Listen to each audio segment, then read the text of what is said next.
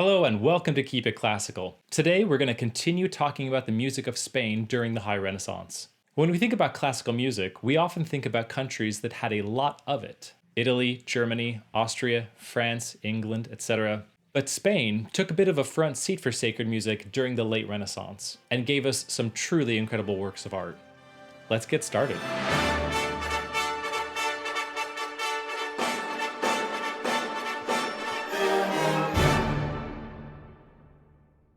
During the Renaissance, Spain actually saw the rise of a lot of great composers. Cristobal de Morales, Francisco Guerrero, Alonso Lobo, and Tomás Luis de Vitoria, just to name a few. And during this time, Spain began a particularly zealous period in its religious history, and the demand for sacred music was high. They definitely took this too far and were very adamant about maintaining Spain as a Roman Catholic nation in the face of the Protestant Reformation. And if you don't know what I'm referring to, just go look up the Spanish Inquisition. Nobody expects the Spanish Inquisition. Spain is religiously in lockstep with the Roman Catholic Church, and naturally the religious music is also heavily aligned with the sacred music being composed in Rome, and to a certain extent, Venice. But more on that later.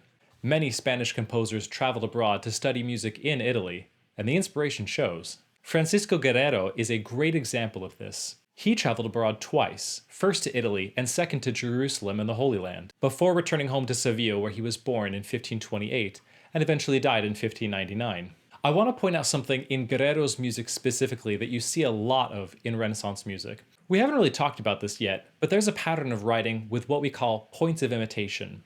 This is where a composer will take a word or a phrase from the text, set it to music, and have the other voices singing it in imitation, and then move on to a new text or phrase with a new musical idea and all the voices imitating that new idea. It's a little bit difficult to explain, it's a little bit easier to see, but once you learn this pattern, you'll see it all over music from the Renaissance. I'll outline the points of imitation with this work by Guerrero called Ave Virgo Sanctissima. Also, if you want to find recordings of the music that I use in my videos, I put some links in the description below.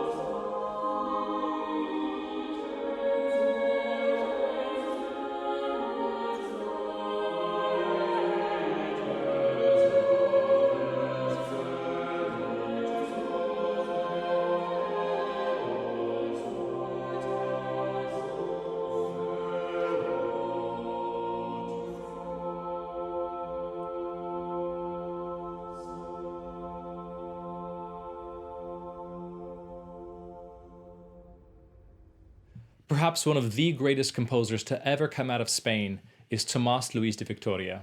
Some musicians would even say he's a contender for the greatest composer of the entire Renaissance epoch. Victoria was born in Avila and studied music in Rome with our old friend Palestrina. He went on to work for a little while in Rome and took some minor orders in the priesthood before moving back to Spain to become a priest and serve as a chaplain in Madrid. Victoria's music is exceptionally well crafted. He takes Palestrina's style of composition, masters it, and makes it his own. This is evident in his composition called Vidi speciosam, which is easily one of the best examples of six-part writing of this entire time period.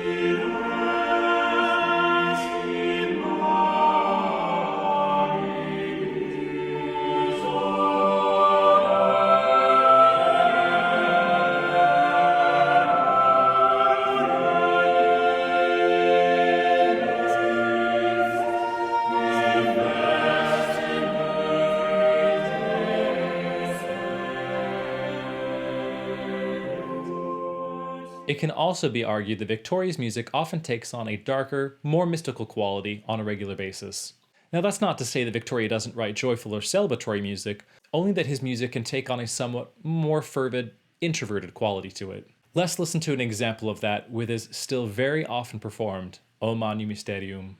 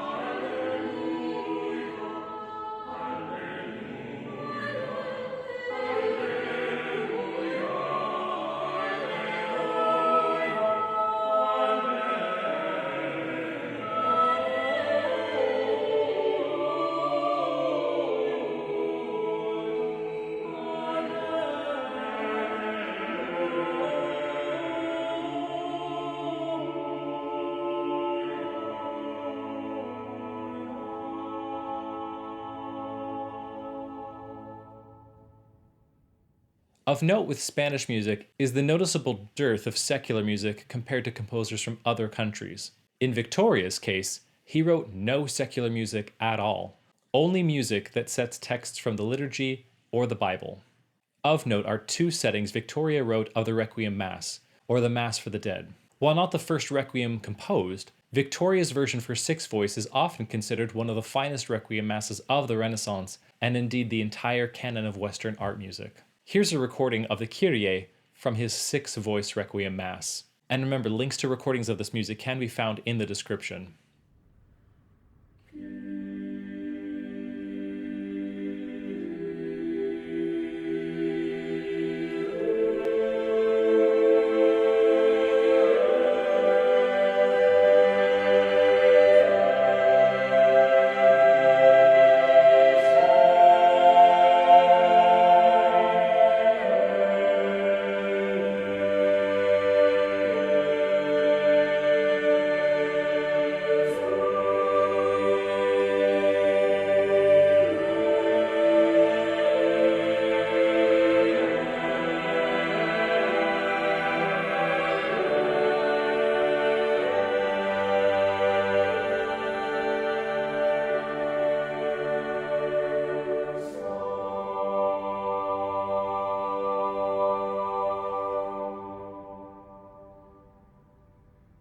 It's a shame that we don't have more time to talk about the music of Victoria because he has such an incredible catalog of music. Not only does it contain hundreds of compositions, but the vast majority of it is of very high caliber.